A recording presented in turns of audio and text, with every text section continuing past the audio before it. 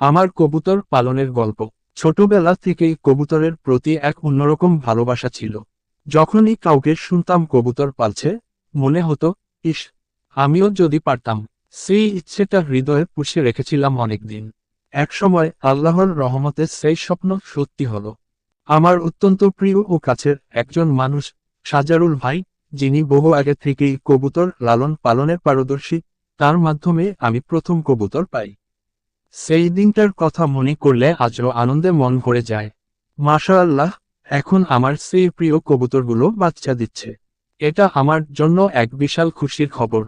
আমি কৃতজ্ঞতা জানাই সাজারুল ভাইয়ের প্রতি, যিনি শুধু কবুতর দেননি, দিয়েছেন অনুপ্রেরণা ও পরামর্শ। তার দিক নির্দেশনা ছাড়া হয়তো আমি এখনো এই পথে সাহস নিয়ে পা রাখতে পারতাম না।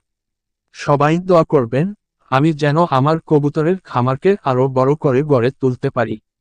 আপনাদের সবাইকে ধন্যবাদ এবং সুস্বাস্থ্য ও শান্তিময় জীবন কামনা করি। আল্লাহ হাফেজ।